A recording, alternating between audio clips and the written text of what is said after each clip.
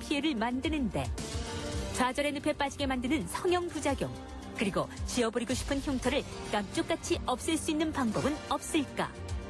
자신감을 되찾아주는 재건 성형의 모든 것을 오늘의 명의에서 알아봅니다.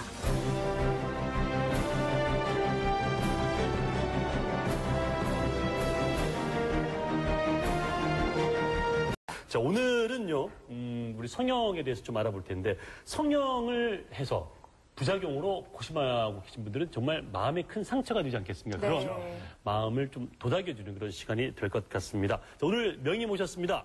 좋은문화병원 미용성형재건센터의 황소민 소장님과 함께하겠습니다. 어서 오십시오. 네, 반갑습니다. 어서 오십시오. 이 성형에 대한 열풍, 어떻게 생각하십니까? 성형열풍, 성형공학이라는 말이 있을 정도로 우리나라는 성형수술을 많이 받고 있습니다. 그래도 원칙에 맞는 안전한 수술 방법을 선택한다면 자신의 외형뿐만 아니라 내적인 고민도 해결을 할 수 있기 때문에 많이 도움이 된다고 생각합니다. 네. 하지만 무분별한 성형수술을 받음으로써 발생할 수 있는 부작용이나 후유증을 생각하면 걱정이 앞섭니다. 네. 네, 가장 부작용이 많은 성형수술은 네모수술이다. 자, 답은 무엇일까요? 정답을 한번 확인해 보겠습니다. 네, 가장 부작용이 많은 성형수술은 쌍꺼풀 수술이다. 많네. 아주 요즘은 보편화된 수술이고 그렇죠. 간단하게 할 수 있다는 수술이라고 생각을 했는데 그렇네요. 그런데 요즘 사람들이 이 쌍꺼풀 수술을 많이 하기 때문에 역시 부작용이 가장 많은 건가요? 어떤 건가요? 그렇습니다. 연령별로 보면 조금씩 차이는 있습니다. 네.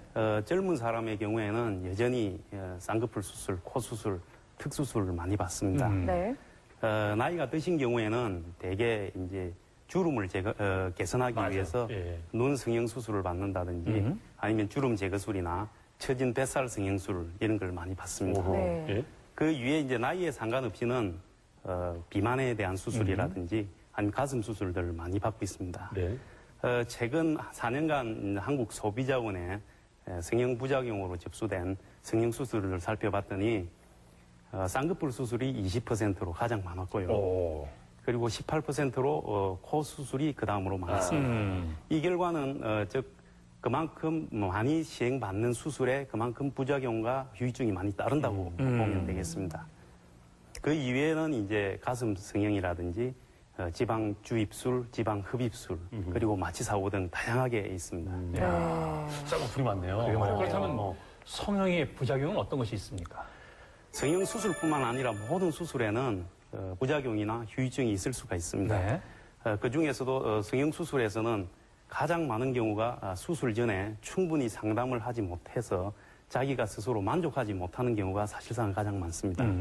그 이외에는 실질적으로는 수술 중에 혈관을 다치거나 신경을 다치는 이런 경우들도 있을 수 있고요.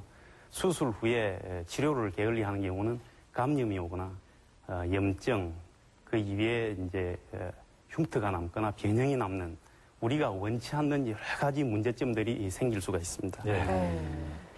그렇군요. 그럼 이제 구체적인 사례를 한 번씩 좀 알아봤으면 좋겠습니다. 먼저 그 쌍꺼풀이 가장 많이 이제 시술되고 부작용이 네. 많다고 그렇죠. 하니까 이것도 알아볼게요. 어떤 사례가 있는지 화면 좀 보면서 얘기를 예, 해주시겠습니까? 먼저 슬라이드를 보면서 말씀드리도록 하겠습니다. 네. 첫 번째 사례는 이제 쌍꺼풀 수술 후에 왼쪽 눈에 안검하수가 보이고 쌍꺼풀 모양도 크고 비대칭을 보이고 있습니다. 안검하수라는 게 뭡니까? 예. 안검하수라는 게 이제 윗 눈꺼풀을 우리가 들어 올리는 이제 근육이 예. 약해서 눈을 뜰 때 보통 보면 눈썹이나 이마를 같이 들어 올리는 사람들이 있습니다. 이런 경우에 보통 보면 평소 졸리는 듯한 눈을 그렇죠. 가지고 있거든요. 예. 그래서 안검하수가 있는 환자, 이런 환자들에게 쌍꺼풀 수술만 시행하게 되면은 보시는 바와 같이 쌍꺼풀이 처지거나 풀리고 짝짝이가 되는 그런 경우입니다. 위에가 지금 수술한 수술 전 분인 거죠? 상태입니다. 아, 수술 전 상태고 이제 이런 경우에 아래와 같이 안검 하수를 같이 교정해주면서 쌍꺼풀 수술도 재수술해줘요. 재수술. 다음 사례도 안검 양쪽에 안검 하수를 교정하지 않고 쌍꺼풀 수술만 시행한 경우인데요. 네네. 요즘 이렇게 심하지 않은 안검 하수가 생각보다 많습니다. 네. 이 경우에도 앞서 말씀드린 바 같이 안검 하수를 같이 교정하면서 쌍꺼풀 재수술을 한 상태고요. 실밥을 뽑은 상태이기 때문에 한 1, 2주 정도 더 지나면 자연스러워질 걸로 생각됩니다. 다음 사례는 이제 우리가 보통 요즘 앞트임, 뒤트임 이런 말을 많이 하듯이 앞트임을 하고 난 후에 눈물샘 쪽으로 피부 누공이 생긴 경우입니다. 이 경우에도 눈물샘으로 가는 누공을 수술로서 해결해. 이제 보통 이제 코 수술도 많이 하잖아요. 코 수술의 경우 어떤 부작용이 주로 발생하나요? 코 수술 경우도 슬라이드를 보면서 말씀드리도록 하겠습니다. 이 경우도 이제 코를 높이는 융비술 후에 코끝이 자주 붓고 피부가 얇아지면서 코끝의 피부가 개사되는 이런 사례입니다. 이 경우에는 이전에 다른 병원에서 수술했던 실리콘 보형물을 모두 제거하고 코끝에 괴사된 피부를 먼저 치료를 해줘야 됩니다. 그리고 나서 3개월 후에 이런 경우는 자신의 진피지방 이식을 해야만이 되는 그런 경우고 그리고 모양을 회복한 게 오른쪽 사진입니다. 왼쪽이 전이고 수술 오른쪽이 전이고. 후라는 말이죠. 그렇습니다.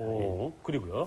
다음은 이제 또한 이것도 코를 높이기 위해서 여러 가지 이제 주사 방법이 있는데 그 중에 지방 주사, 왼쪽은 지방 주사를 한 경우고요. 오른쪽은 이제 불법 주사를 맞은 경우인데 이 경우에도 각각 시술 후에 콧등이 붓고 붉어지다가 피부가 개사돼서 구멍이 난 이런 경우죠. 이 경우 우리가 즉시 이제 재건 수술을 하기도 하는데 그렇게 되는 경우에는 코나 이마에 흉이나 이런 변형이 많이 남을 수 있습니다.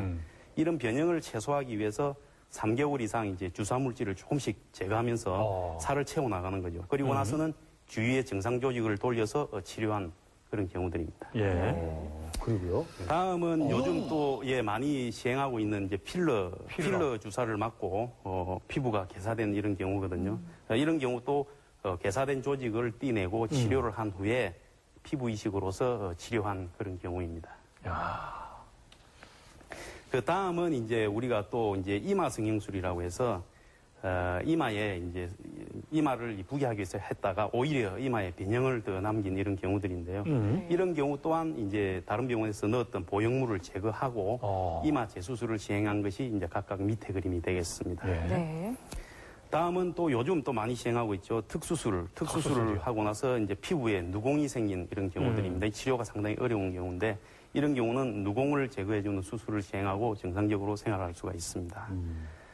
또 다음은 불법 주사 후에 이제 아까 말씀드렸다시피 피부가 괴사되기도 하고 이런 문제들이 생기는데 그뿐만 아니고 이 괴사된 피부에 곰팡이균이 감염돼 가지고 피부가 더 심하게 괴사된 이런 경우에 치료 후에 정상 조직으로 수술해주고 성형외과 학회에 저희가 보고했던 사례가 되겠습니다. 그렇습니다. 똑같은 쌍꺼풀을 하더라도 젊은 사람과 나이 든 사람, 남자와 여자 그리고 서양인과 동양인이 각각 모두가 각자 가지고 있는 특징이 다 다르기 때문에 수술 방법은 달라야 합니다. 예를 들면 나이가 들면은 피부가 처질 뿐만 아니고 그 이외에도 지방이라든지 근육도 같이 처지게 되고요.